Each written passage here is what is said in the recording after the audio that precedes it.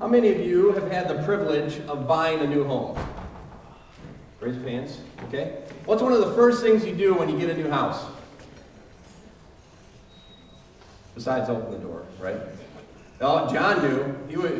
You paint, right? At least, either you're trying to bring some color into it or you're trying to make things maybe a little more toned down from the last couple. But you paint your house. Now, how many of you have had this situation where you tell your friends that you want to paint your house and they're like, oh, cool, I'll help you. And then pretty soon you got a whole party bringing a bunch of pizzas over to come and paint your house. Now this can either be a really good thing or it can be a really bad thing, right? Anyone had that experience maybe where, people come over and they try and help you and it's almost like they're hurting a little bit more than they're helping? I had a friend who bought a new house and he had that scenario. He was just out of college and a bunch of his college buddies came over and they were having a great time, throwing up paint and everything, and he goes, they all left and I closed the door and I stayed up till 5 fixing all their stuff. So sometimes when we try and help, we can actually hurt. And this rule applies in global missions. And in global missions, it really counts. See, the trouble is sometimes we think we're really helping and we can do all sorts of different types of damage. One of the most serious is dependency. See, sometimes we think we're going over and we're giving people food and we're giving them clothing and we're giving them opportunities or whatever, and we're providing them all this stuff, but really we're just making them dependent on us. And so when we see these videos and we talk about helping the Rakai thing, we want to help because we know that's God's heart, like Ted said, but we want to be smart about how we do it too, because we don't want to hurt them more than we help them. We want to do it the right way. This dependency thing was described by a guy named Glenn J. Schwartz as this. Part of the dependency syndrome has to do with the way we as Westerners solve problems. I should click ahead to that. There we go.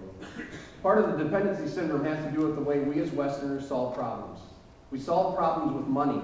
We assume that the problems of the poor will be solved if we simply give them money or use clothing, etc. Obviously, not all such giving is wrong or ends up creating dependency. As I have said before, Jesus commands that we help the poor.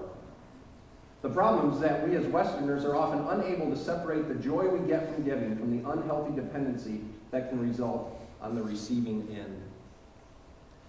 I think that the problems that we create when we want to help are because oftentimes we go in blind. We feel this need to do something, and so we just charge ahead. A typical problem of Americans. What is going in blind, though? How can we describe it? I'm pretty tall, so I think there we go. Hey, Mike, would you just click ahead for me? Okay. When we don't understand the situation is the first part of going in blind, especially when we start interacting globally or internationally. For example, there's been a lot of wars in Uganda. Or Africa in general has had this issue of colonialism where other world powers have come in, overtaken countries, set up their own governments, basically made slaves out of the people, and then about 50 years ago, they all pulled out and kind of left everything in pieces. And that's part of the context that you need to understand before you go in and help people. When you come in as the American Great White Hope and we just start giving stuff to them, it's almost like colonialism is returning in some ways. And we can continue that slave mentality in their minds. The second part of it, when we don't consider the consequences of our actions. A great example of this is subsidies, right? All these world food programs. You know that sometimes when these nations want to help, they just bring tons and tons of like corn or feed or meal into an area. And you think, oh, we're helping people, we're giving them food because they need food. What you're doing is you're putting the farmers out of work. You're erasing the market for food, and you're actually helping people lose their jobs by bringing in food. So you got to think ahead. Third part, when we don't take time to ask what is needed, and I think this is probably the worst part. Sometimes we think, they don't have clothes or they don't have shoes or they don't have food, so I'm just going to bring it to them. But have you asked them if they want that? Have you asked them what is going to be the best way that we can help them? And see, when you fail to do that, you fail to respect them as people. They're like little kids, and you're just treating them as a kid. You're setting yourself up as the parent figure, and you can be hurting more than you're helping. So those are some of the dangers, and we don't want to go in blind. And so I think the question is, how do we take on God's view of helping the poor? What is God's view of helping the poor? The first part is this. And this comes from Exodus 22, 21 through 27. Do not mistreat an alien or oppress him, for you were aliens in Egypt. Do not take advantage of a widow or an orphan. If you do and they cry out to me, I will certainly hear their cry. My anger will be aroused and I will kill you with the sword. Think he's serious? Your wives will become widows and your children fatherless. If you lend money to one of my people among you who is needy, do not be like a money lender, charging no interest. If you take your neighbor's cloak as a pledge, return it to him by sunset, because his cloak is the only covering he has for his body. What else will he sleep in? When he cries out to me, I will hear, for I am compassionate. In the next verse. Do not spread false reports. Do not help a wicked man by being a malicious witness. Do not follow the crowd in doing wrong. When you give testimony in a lawsuit, do not pervert justice by siding with the crowd, and do not show favoritism to a poor man in a lawsuit. If you come across your enemy's ox or donkey wandering off, be sure to take it back to him. If you see the donkey of someone who hates you falling down under its load, do not leave it there. Be sure you help him with it. Do not deny justice to your poor people in their lawsuits. Have nothing to do with a false charge, and do not put an innocent or honest person to death, for I will not acquit the guilty.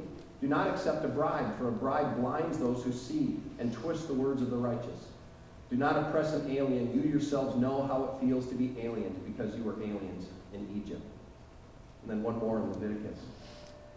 When you reap the harvest of your land, do not reap to the very edges of your field or gather the gleanings of your harvest. Do not go over your vineyard a second time or pick up the grapes that have fallen. Leave them for the poor and the alien. I am the Lord your God. So out of these few scriptures, we get some principles here, I think, that help us understand how God sees helping the poor. The first part is the eradication of injustice. The eradication of injustice. See, part of the problem is that it's really injustice that's keeping people from getting the things that they need. It's not that they can't work or they don't have resources. It's that there are systems in place that are swiping it away from them.